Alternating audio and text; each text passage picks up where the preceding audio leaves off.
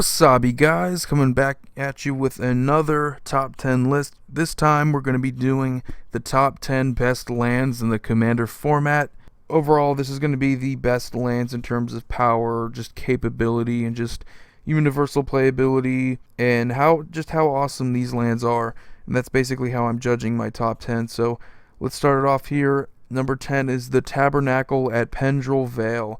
Now, this is at number 10 for one reason and one reason only. It is super expensive. It's about $1,200, almost the price of an ounce of gold. Funny thing is, this is probably a better investment, and it's more likely to go up. Funny thing is that this card is just cancer. As soon as it hits the field, it just dominates. People just get so frustrated whenever they have to deal with something like this.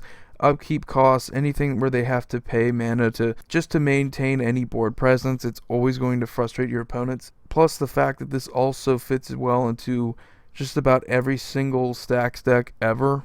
It just works well, it's easy to manipulate. Plus, even if you're not playing stacks, it's a good land to put in control decks that, or super friend decks that don't really need creatures. So, what's the point in not playing Tabernacle? If you have it, you're going to play it. But here comes the downside.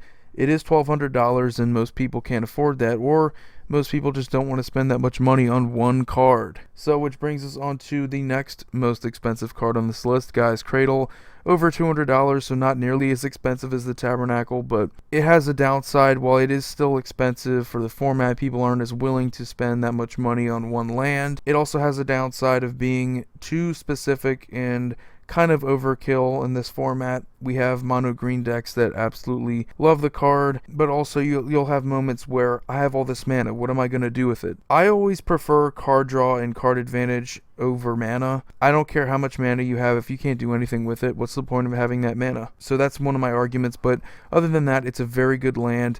Definitely worth it if you're playing mono green and you're not playing Gaea's Cradle. It's definitely worth the money. Number 8 is Arcane Lighthouse. This is one of those cards that I think people have just forgotten about, but it's from Commander 2014. The ability to take away Hexproof and Shroud from your opponent's creatures, it is just so awesome. It's so ridiculously powerful. Being able to say, okay, now I can deal with your creatures now. So many Voltron-based decks, so many Pillow Fort decks, they use Hexproof and Shroud to sort of build this protection, this layer of protection on their creatures, and being able to take that away and say, okay, now I can kill your shit now. Now I can do what my deck is supposed to do without having to worry about your protection. So definitely worth it. I think one of the most underrated cards in the Commander format as well. Number 7 is Cavern of Souls. Treble decks are so enjoyable, so much fun to play because they have the most synergies out of any other decks. And being able to protect that with one card and say, you can't counter my creatures because they're all the same type, that is so valuable. Even decks that have one creature that you just don't want to have countered. Like, I've seen so many decks that work and function off of their commander to the point where it's worth it for them to play one land to make their commander uncounterable. Just one of the better lands in the game, period. Number 6 is Ancient Tomb. This is a land that taps for 2 colorless. Yeah, you lose 2 life, but it's better than Temple of the False God because it doesn't require you to have a specific land count. While you are losing 2 life each time you tap it, it is so powerful in the right deck, especially if your goal is to ramp up to a certain amount and win quickly. You can't really discount being able to ramp up incredibly high as early on as possible. That's why it's number 6. Number 5 is Academy Ruins. Every single artifact deck in this format, they need to play this land because being able to bring back one of your most powerful artifacts and have ways to sack out. I mean, Bray is one of the most powerful commanders now in the format, and so many interactions with artifacts, and being able to recur them or just simply put them on top of your library. You can do this at your opponent's end step, which is the beautiful thing about it too, so you don't have to waste much time thinking about, oh well, what am I going to do after my draw step, because you're not drawing anything new. You know what you're going to draw. This is awesome because you're constantly bringing back your problem artifacts, and your opponents are going to have a tough time dealing with this. Next is Vollrath's Stronghold. Basically the same thing, but for creatures. And the activated ability is black instead of blue, but it is one of the most powerful lands in the game. Being able to constantly bring back creatures is awesome. The reason why I have it above Academy Ruins, how many creature decks do you know versus how many artifact decks? Being able to bring back problem creatures is almost always going to be a better thing than bringing back problem artifacts. Number 3 is Strip Mine. This is one of those cards that not enough people play in their decks, and it's the closest thing to an auto-include, other than the next 2 cards on this list, into the majority of decks in this format. Being able to basically say 1 for 1, I'll sacrifice my land, and you don't have this land anymore. It is basically like saying, hey, this is fair. I'm going down a land, you're going down a land. The only difference being is that your land's a lot better than mine. It's fair. Nobody ever really feels like you're screwing over someone else.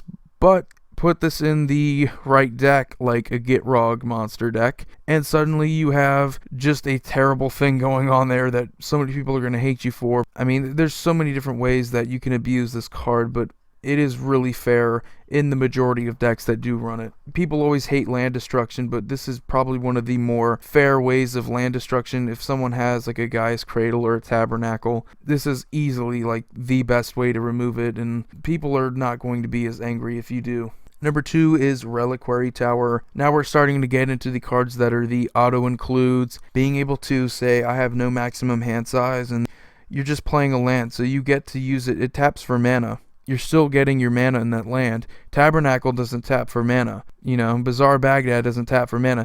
This taps for mana. So let's just put that into perspective. You have some of the best lands that you can play in this format, and this taps for mana. A lot of those don't tap for mana. And then we have number 1, which, if you understand anything about this format, you know automatically what number 1 is and should be. Without a doubt, 100%, it is the land that was specifically created for this format. Command Tower. No exceptions. Taps for any mana that you need for your commander's color identity, which is better than any dual land because you can play 4 color. You don't need to worry about, oh, I don't have enough mana fixing. What mana do you need? Oh, you're playing 4 color, you're playing Yidris. Oh, you need blue. Taps for blue. This fits into 5 color decks, 4 color decks, 3 color decks, 2 color decks. Yeah, it doesn't fit into monocolor decks, but who cares? When the only criteria you need to look at for playing a land is, oh, is it 2 or more colors? Yeah, pretty good land. I mean, I think the fact that it's pennies, people overlook the fact that how good it actually is. Tabernacle's $1,200. Actual money value does not dictate whether or not a card is worth any playability. But anyway, guys, I hope you enjoyed this top 10 list. I do a whole bunch of others. Please check those out if you have not already. Please subscribe to my channel. I do a ton of other things. I do other top 10s, so make sure you check those out. Anyway, thanks for watching. Signing off, Void Mage Gamer here.